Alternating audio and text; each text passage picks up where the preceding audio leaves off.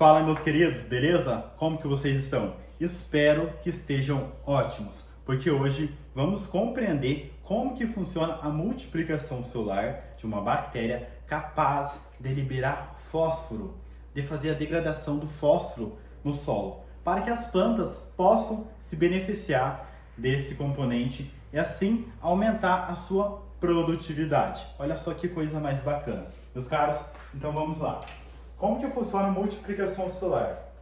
Geralmente a multiplicação celular é feita em ambientes adequados, onde se tem, por exemplo, um bioreator. Vamos ver com um pouquinho de detalhe como que funciona isso. Mas vamos ver primeiramente o que é a bactéria que faz a liberação do fósforo no solo. Como que ela cresce? Aonde que ela está? Então a gente tem que ver primeiramente esses parâmetros para depois pegar essa bactéria, pegar essa bichinha e colocar no bioreator para a gente multiplicá-la e utilizá-la na nossa agricultura para que ela possa aumentar a produtividade da nossa plantação, liberando fósforo para as nossas plantas. Galera, olha só, a bactéria que a gente vai multiplicar hoje aqui é uma bactéria que está presente no solo, certo? Ele está em diversos solos espalhados por aí e ela se chama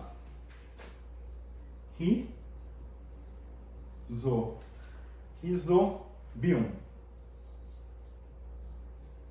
Um nominho bem difícil, né, galera? Nominho bem difícil pra gente pegar, né? Não dá pra pegar assim de primeira. Galera, esse é um tipo de bactéria que está presente no solo. O que ela faz geralmente? Olha só. Ela se alimenta de matéria orgânica. O que é uma matéria orgânica? Suponha lá um acumulado de matéria. Ela vai pegar essa matéria e vai quebrar. Vai quebrar essa matéria em partes menores, ou seja, vai quebrar em pequenos pedaços. E ela vai fazendo isso toda vez. Vai pegar isso aqui, vai quebrar de novo, certo? Em pedaços menores. Entre esses pedaços vai ser liberado as moléculas, certo? Ela vai deixando cada vez menor as moléculas que a gente pode estar utilizando. Entre essas moléculas tem o fósforo, que é o que a planta vai utilizar, certo? Para se nutrir. Tem também o nitrogênio, certo? O nitrogênio é mais liberado por outra bactéria. Cada bactéria tem mais sua afinidade com um determinado substrato, com uma determinada matéria orgânica. Então, cada contexto é específico de uma forma para que elas possam estar trabalhando. O que acontece? Depois a gente vai ter lá, vai ter nossa plantinha. Correto, né, galera? Preciso de uma régua aí. Forneçam uma régua.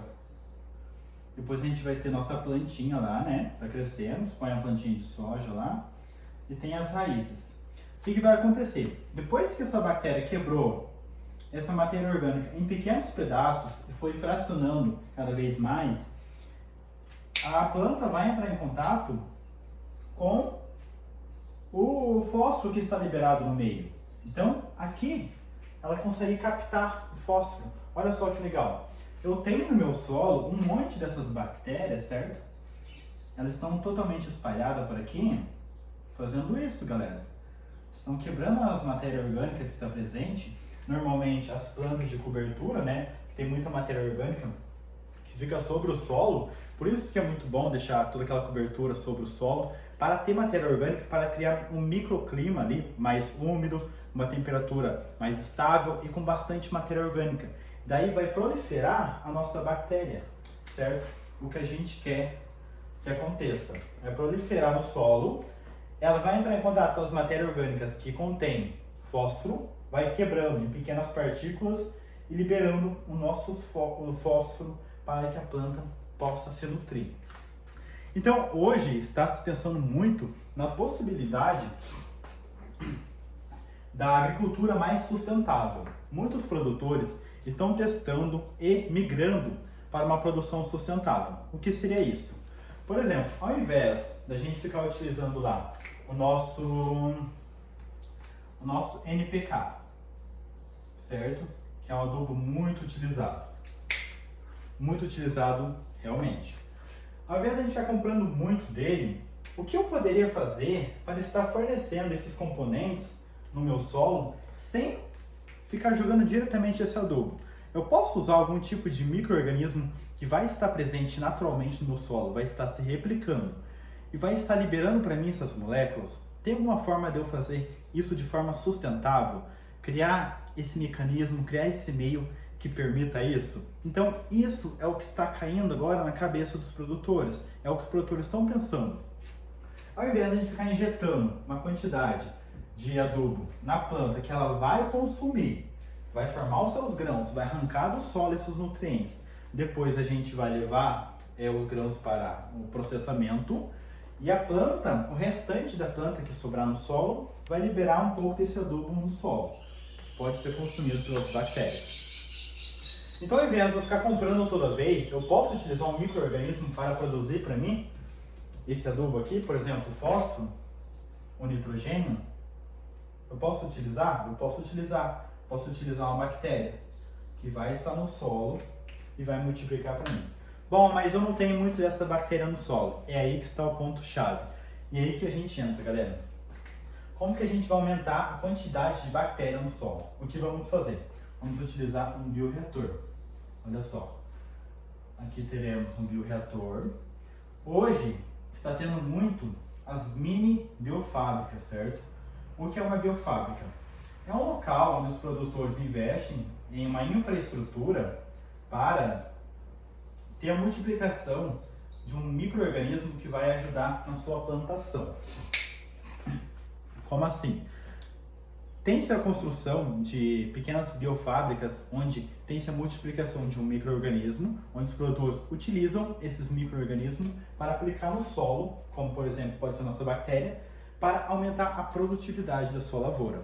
Então essas biofábricas estão muito sendo analisadas, testadas, vendo as possibilidades, se de fato é uma coisa viável. Então hoje está se pensando muito nessa possibilidade, até que aumenta as chances de uma produção mais orgânica, mais rica, certo? Naturalmente, não tão artificialmente, onde a gente está o tempo todo fazendo aplicações de inseticidas, substâncias que não são naturais, que são criadas em laboratórios, que são isoladas. Então, ao invés de a gente ficar o tempo todo fazendo essas aplicações químicas sintéticas, podemos optar pela opção mais biológica, que se torna mais sustentável para o ecossistema ali da produção, né? Então, olha só, para eu enriquecer meu solo com essa bactéria que vai ajudar o ambiente a ficar mais produtivo, o que vamos fazer? Vamos fazer um bioreator para multiplicar essa bactéria aqui. Eu vou jogá-la aqui para ela crescer. Mas o que é um bioreator? Um bioreator é uma panela grande, galera. Eu vou ser bem sincero para vocês, é uma panela grande ali, que a gente faz alguns controles ali de temperatura, de nutrientes, e a minha bactéria cresce e a gente só tem sucesso, beleza? Galera, olha só, o bioreator é um galão grande que a gente coloca lá num ambiente fechado, bem limpo, esterilizado, onde a gente consegue lavar, né, para não ter muita contaminação. Pode ser galões de plástico ou galões de plástico, 90, 150 litros, ou mais, 1000 litros, 5000 litros, ou recipientes de aço inoxidável, mas tem um custinho mais elevado. Então os de plástico é uma boa opção também para os produtores. O que a gente vai fazer? Vamos colocar aqui um meio de cultura. Esse meio de cultura é formado por água, certo? E nutrientes. Nutrientes, deixa eu escrever para vocês não esquecerem.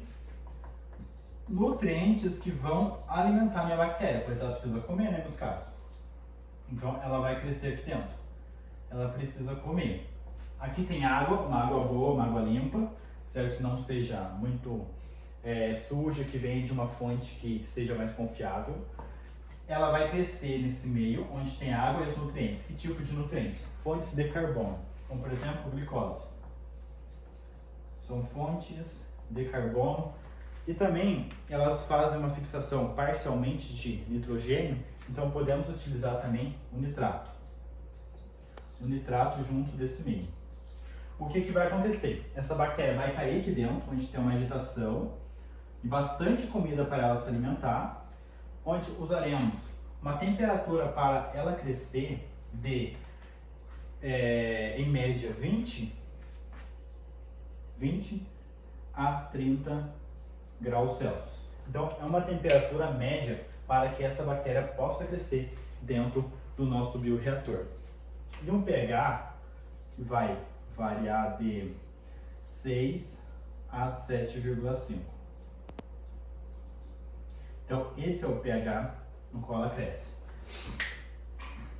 Abaixo de 6, o pH fica muito ácido, então não fica propício para ela. E acima de 7,5 ele fica muito básico, também não é propício para ela crescer.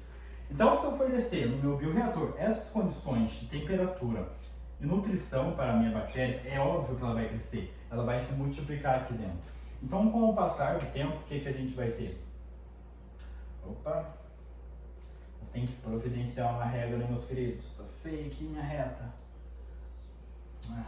Tá, a gente consegue visualizar, né? Beleza. Com o passar do tempo, o que a gente vai ter? Ter números de célula. O nosso nutriente vai estar lá em cima, no começo. Conforme ele vai sendo consumido, ele vai abaixando, mantém uma estabilidade. Conforme as minhas células, que tinha bem pouquinho que eu coloquei menor, vai aumentando, consumindo o nutriente e mantém uma estabilidade. Então, esse intervalo aqui é a estabilidade de crescimento da minha bactéria. Então, ela vai consumir um determinado volume de nutrientes, uma quantidade de massa de nutrientes, certo?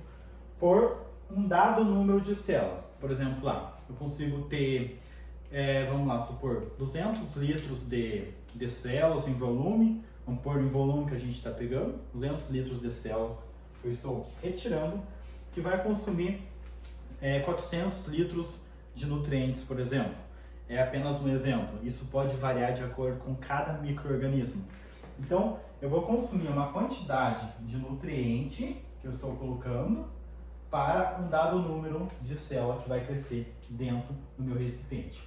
E depois que ela crescer, depois de um tempo, por exemplo, vamos supor um tempo de 24 horas ou um tempo de 48 horas. Cada bactéria cresce num determinado tempo. Algumas crescem muito rapidamente, outras demoram um pouquinho mais. Então, depois que ela crescer, vamos ter o nosso produto. Aí a gente retira, certo? Faz uma pequena análise lá, quanto que a gente consegue ter de bactérias por volume. A gente vai retirar daqui e colocar no recipiente ou colocar diretamente na bomba de aplicação. Então a gente analisa. Primeiramente pegamos uma amostra, uma pessoa capacitada pega uma amostra lá no nosso recipiente e vê qual que é a quantidade mais ou menos de célula, qual que é a densidade celular que tem naquele volume. Assim a gente consegue ter uma noção de como que está o crescimento daquele meio. Aí vamos colocar no recipiente ou diretamente na bomba de aplicação. Aí vamos trazer esse produto para o nosso solo. E a nossa bactéria, opa, uma bola meio grande demais, né? E a nossa bactéria vai fornecer o nosso potássio para a nossa planta. E a gente pode reduzir a compra do nosso NPK. Exatamente o que podemos fazer com nitrogênio e outros compostos. Beleza, meus caros? Conseguiram pegar a visão? Então, temos um micro-organismo que ajuda a fornecer nutrientes para a planta, então podemos trabalhar com ele. Assim, a gente consegue aumentar a produtividade, reduzindo os custos, reduzindo a quantidade que a gente está investindo nisso. Beleza, meus caros? Espero que vocês tenham pegado a visão e compreendido como que funciona todo esse meio. E se ficaram com dúvida, deixem nos comentários, pode me chamar no Instagram para a gente conversar e assim aprender cada vez mais. Beleza? Querem tirar um print para ver como bater esse resumo e assim conseguir compreender com facilidade como que tudo funciona? Meus caros, e se você gostou desse vídeo, faz uma coisa que é importante para mim de coração. Eu não gosto de pedir coisas, mas isso de fato é uma coisa muito importante para mim e para o meu trabalho, para que eu consiga cada vez mais ajudar vocês. se inscreva aí no canal, deixa um likezinho, que isso vai ajudar o meu trabalho e ajudar vocês. Então, beleza? Se cuidem, um grande abraço, tchau, até a próxima!